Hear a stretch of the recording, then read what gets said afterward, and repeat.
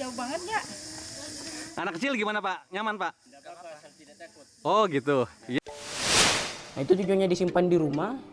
Itu karena mereka masih mengumpulkan dana untuk mereka upacara. Mau siap, dananya sudah siap, miliaran rupiah.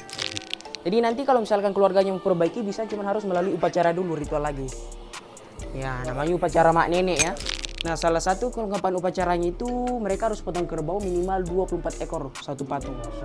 Nah, itu yang bikin mahal itu. Yang paling mahal itu di Toraja kerbau belang, Saleko. Kalau sekarang harganya motif paling bagus 500 sampai 700 juta per ekor. Nah, makanya di Toraja itu dikenal pemakaman upacara pemakaman terbesar di dunia.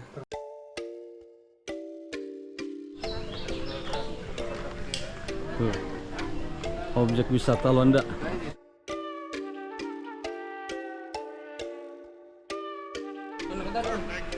Ini jalan berapa jauh Pak? Jarak berapa jauh? Kita tinggal turun ke bawah, ada beberapa meter. Oh, langsung turun. Oh, langsung turun. Kalau mayat yang itu sampai ratusan tahun ada di sini atau gimana Pak? Ada Pak. Oh, ada ya? Iya, iya. Maaf, dan Pak siapa Pak? Pak sampai. Pak Sampai. Oh. Ini kita harus sewa lampu. Di sewa lampu satu itu 50.000. Hah? Kalau buat kami yang memandu itu kayak kelihatan. Oh. Ya. Nah ini kita mau masuk ke Londa. Jadi kalau mau masuk ke Londa ini harus pakai lampu patromak karena di dalam itu agak gelap. Tapi lampunya ini memang terang nih Dek. Iya, terang. Terang ya? Belum dinyalain. Oh belum nyalain. Oke. Ya sahabat jalan pesiran, kita siap masuk.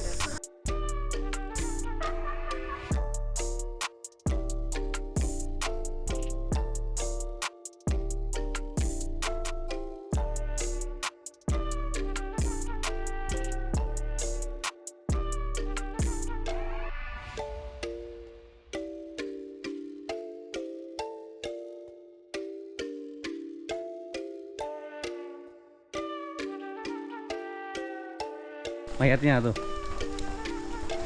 Londo. Arti Londo apa Dek?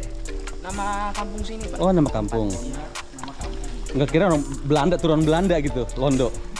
Enggak ya? Jadi di sini tuh ada dua goa ya. Ada di sini, ada juga di sebelah sini. Jadi nanti kita masuk pertama di bawah, terus balik masuk di sini lagi keluar. Iya. Nanti kita balik di sini lagi Pak. Oh. Ya kalau mutar kan jalannya kecil, kalau pas dalam pertengahannya merayap susah. Oke. Jadi kita masuk yang luas-luasnya aja. Oke. Jadi ya bisa. Iya, minta iya. Di dalam Pak. Silakan. Hati ya. Agak licin di depan. Ya.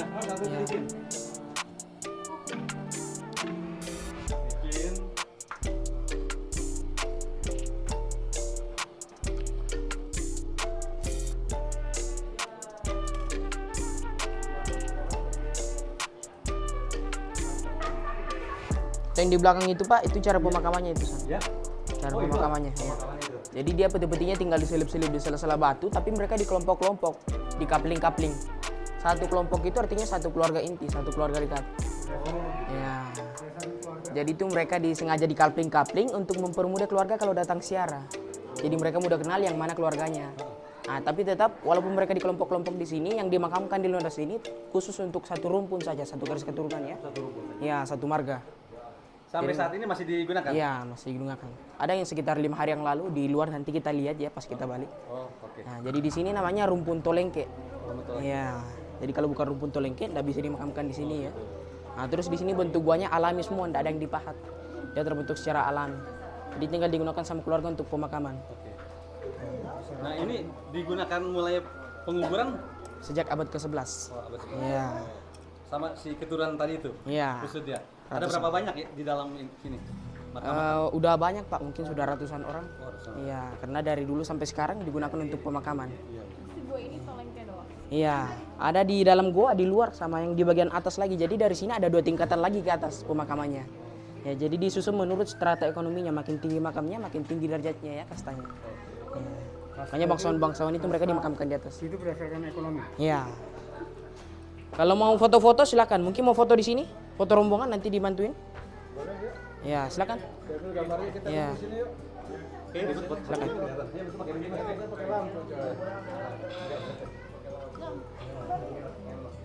Silakan masuk semua, baris di situ aja. Mana Pak? Apanya? Ya. Iya.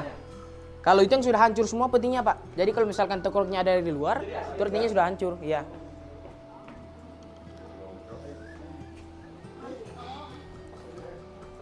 Lihat kami. Iya. Ya mana deh.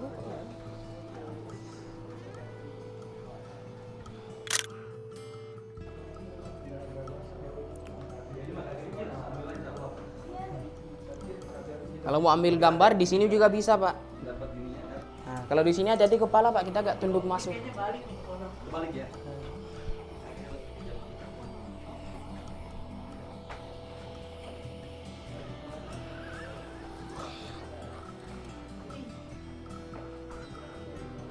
Hati Mbak kepalanya. Ya masuk. Masuk lagi. Oke aman, berdiri. Oke. Nah, terus di sini Pak kelihatan itu ada banyak rokok sama koin. Itu merupakan bentuk penyajian sesajen ya. Karena dikasih dari keluarga kalau misalkan mereka datang siara ataupun pengunjung-pengunjung yang datang. Ah, tapi di sini kebanyakan yang kasih itu pengunjung karena mereka setiap hari datang, biasanya lihat keluarga datang, mereka kasih, mereka juga ikut kasih. Jadi kalau misalkan ini bukan sampah ya, bukan ya. Jadi kalau misalkan pengunjung masuk di sini itu masih dianggap kayak orang siara sama kayak keluarganya tuh, makanya enggak masalah kalau mereka kasih. Iya, sesajen. Terus di sini Pak itu ada kepala kelihatan langsung karena petinya sudah hancur, sudah terbuka. Ini kepalanya ini. Oh ini. Itu masih ada pinggat kepala, masih ada rambutnya juga itu. Ini rambutnya kelihatan. Ini. Jadi menurut keluarganya dia dimakamkan di sini sudah puluhan tahun. Jadi di situ rambutnya masih lengket ya. Nah itu mungkin karena ini termasuk pengawetan dari alam. Mereka menggunakan ramuan-ramuan atau rempah-rempah. Kalau sekarang kan udah pakai bahan kimia formalin. Nah, jadi formalin itu tinggal disuntik di tubuh udah selesai. Iya. Jadi kenapa orang Toraja meninggal selalu diawetkan? Itu karena mereka masih diupacarakan dulu di rumah. Nanti kalau upacaranya sudah selesai di rumah, baru mereka dimakamkan. Ya, paling tinggi upacaranya sekitar seminggu ya. Nah, yang paling lama itu untuk kaum bangsawan, itu mereka kalau misalkan mau diupacarakan kan biasanya ada yang disimpan di rumah dulu. Ada yang 1 tahun, 2 tahun, atau bahkan ada yang lebih. Ada yang puluhan tahun. Nah itu tujuannya disimpan di rumah, itu karena mereka masih mengumpulkan dana untuk mereka upacara. Jadi nanti kalau upacaranya udah mau siap, dananya sudah siap, baru mereka upacara. Kasta tertinggi Ya. Jaya yang Miliaran rupiah. Ya. Ada patung di depan itu mungkin sempat lihat tadi. Itu merupakan gambaran daripada bangsawan yang sudah meninggal. Iya. Yang dimakamkan di atas puncak. Iya. Tapi misalkan kalau bangsawan buat patung begitu kan tidak sembarang juga, harus melalui upacara lengkap dulu. Nah, salah satu kelengkapan upacaranya itu mereka harus potong kerbau minimal 24 ekor satu patung. Nah, itu yang bikin mahal itu. Satu ekornya Pak dilihat dari motif. Yang paling mahal itu di Toraja kerbau belang, Saleko. Kalau sekarang harganya motif paling bagus 500 sampai 700 juta per ekor. Satu ekor. Yang lainnya Pak sudah bebas, minimal 1 ekor. Ya, tapi yang lainnya kan pasti puluhan juta juga ekornya. Kita lanjut ya. Ya, makanya di Toraja itu dikenal pemakaman upacara pemakaman terbesar di dunia. Termahal. Nah, terus di situ ada kelihatan pejang sudah rusak. Itu tetap masih ada isinya di dalam, cuman yang ini. Ya, cuman tidak dibersihkan. Jadi nanti kalau misalkan keluarganya memperbaiki bisa, cuman harus melalui upacara dulu, ritual lagi. Ya, namanya upacara mak nenek ya. Oh, mak nenek itu Ya. ya. Dikeluarkan mayat. Ya, jadi upacara mak nenek itu upacara perbaikan makam kembali. Jadi kalau misalkan ini petinya sudah hancur, nanti kalau misalkan keluarganya memperbaiki nanti diangkat keluar, kemudian diperbaiki, tapi harus melalui ritual dulu upacara mak nenek itu ya. Biasanya masih potong babi atau kerbau dari keluarga. Ya. Nah, terus di sini ada yang kisahnya sepasang Pak, yang ceritanya mati bunuh diri. Yang 2 tengkorak ini. Ya. Jadi itu yang kisahnya mirip dengan pasangan Romeo dan Juliet. Ya, yang dulu katanya mereka pasangan terus mau menikah, enggak direstui sama orang tuanya. Akhirnya mereka nikah gantung diri sama-sama. Gantung dirinya di mana? Ya, di samping rumahnya Pak. Ya, tahun 1972. Nah, jadi alasannya mereka tidak direstui karena mereka masih dianggap saudara kandung, masih sepupu sekali. Nah, kalau di Toraja itu sampai 3 kali sepupu itu masih dianggap saudara, makanya mereka dua tidak direstui. Jadi mungkin merasa frustasi, akhirnya gantung diri sama-sama. Nah, mereka punya nama asli, namanya Andui dan Lobo. Yang mereka ibu Iya. Tahun kejadiannya tahun 1972. Ada yang mau foto di sebelah tengkoraknya?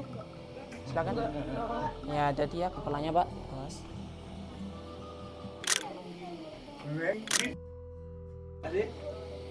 Ini turun lagi ke bawah.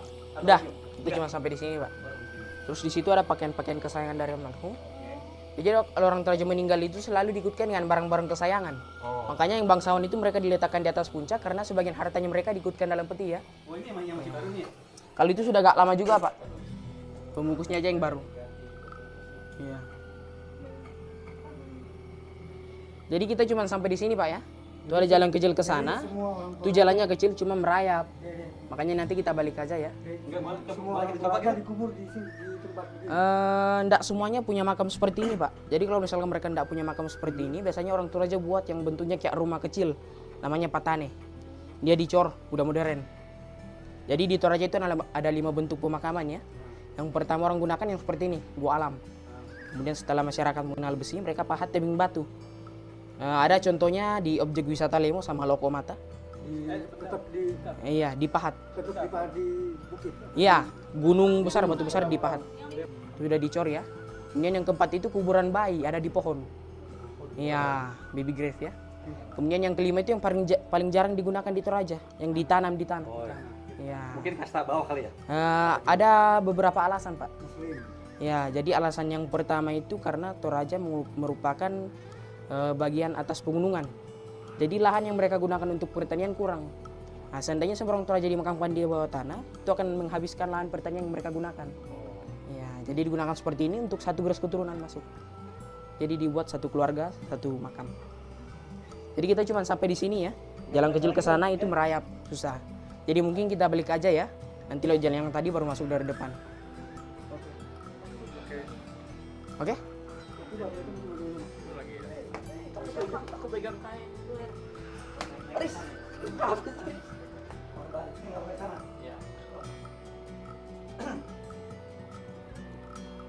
Oke, sudah?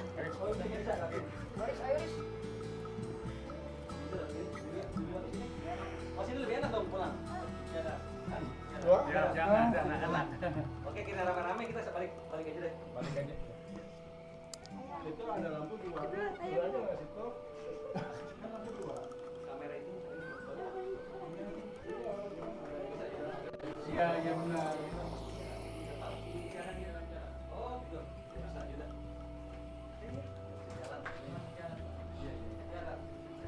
Oh, ini. Iya, itu. Yang ini. Balikin sih itu. Bentar tuh. Terjadi gambar itu. Kita aja. Tunggu.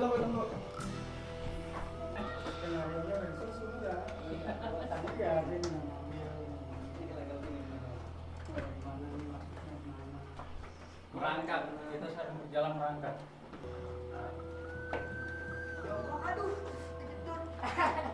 Betul penerangan dong. Betul lampu dong. Lampu dong. Mana sini properti ah. Hati-hati. Jangan di bawah ya. Ke atas. Pelan-pelan. Ini gua terenak ini, alhamdulillah ini mah. Terenak ini. Bisa sudah kalau orang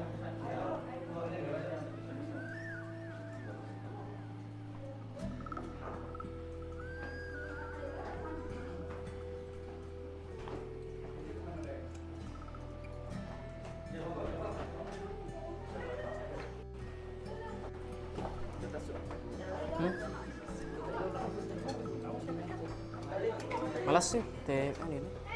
Temele. Wah.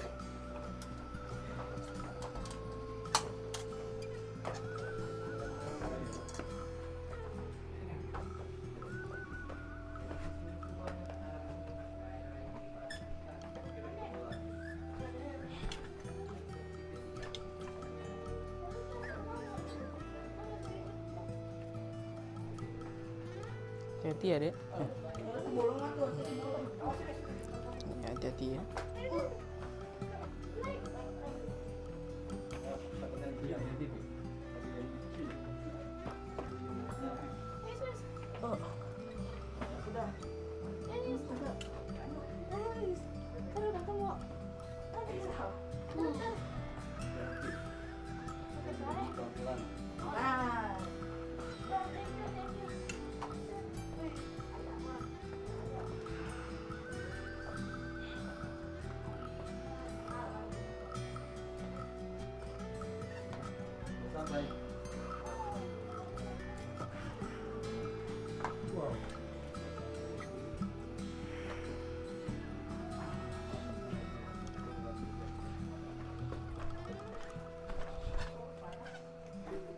Satu gua lagi Pak sebelah.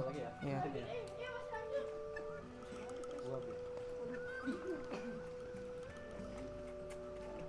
Yang di atas ini yang digantung-gantung petinya Pak, itu yang sudah berumur ratusan tahun semua. Oh ini ya. Ya, ini namanya peti erong, model peti zaman dulu semua. Kalau yang sekarang kan yang kotak-kotak, satu orang satu peti. Kalau yang dulu itu katanya muat sampai satu keluarga masuk. Oh gitu. Ada 5 sampai 6 orang Ini ya, dalam satu peti ini. Ya, tapi ini tinggal tulangnya di dalam. Itu ada kelihatan itu tengkoraknya itu. Namanya peti erong. Ya. Ini di atas ini tulang-tulangnya kelihatan sebagian. Yang sebagian sudah jatuh di sana itu. Tulang-tulang kecilnya kan.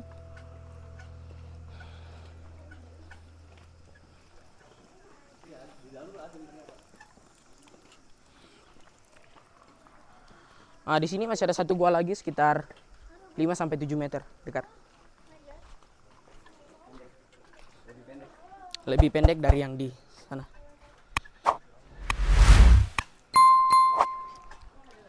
Ada lebih pendek ini katanya. 7 meter. Ini sama namanya sama ya Toto? Sama Pak, gua Lunda. Cuma di sini ada perbedaan sedikit, lebih banyak tengkoraknya di sini. Oh iya. Ya. Nah, hati-hati ya, di situ ada kubangan air, nanti keinjak. Ya, kalau keinjak kan sepatunya licin. Hati. Ya. Kalau ini goyang cuma sampai di depan sini Pak. Oh ini aja. Ya, itu ada jalan ke dalam, itu tembus dari gua sebelah tadi yang merayap. Jadi kita cuma sampai di sini. Ya. Nah, yang di atas ini yang warna putih-putihnya itu sekitar setahun yang lalu. Nah, kemudian yang di dalam sini itu sekitar hampir 5 bulanan ya. Yang ini di dalam Pak, warna putih itu. 5 bulan. Itu, kelihatan? Nah ini cara masukinnya gimana ini? Ada dari samping sini Pak. Oh, boleh Iya. dikasih lama. Boleh, boleh. Cara masukin. Dari maju dari sini, kemudian diselipkan ke situ. Oh, Ini gitu nih. ya. Ini petinya ini. Ini 5 bulan yang lalu ya. Ya. Yang terakhir ada di luar Pak. Nanti kita keluar baru. Sekitar 5 hari Ya, sekitar 5 hari. Kita keluar dulu, nanti foto di depan situ. Oh boleh. Foto rombongan kan. Udah selesai sampai di sini? Cuma sampai di sini Pak. Ke dalamnya sudah kecil. Kecil ya. Iya, peti-petinya kan cuma sampai di sini Pak, karena ke dalam itu sudah sempit petinya masuk.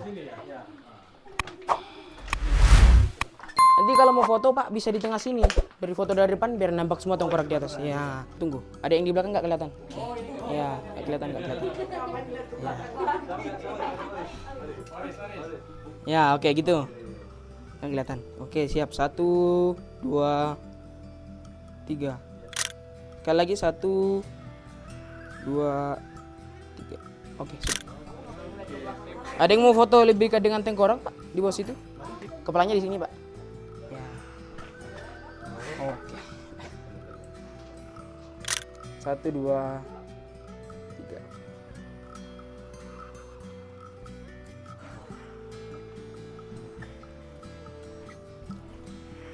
Kita lihat. Sama Pak. Kita lihat satu.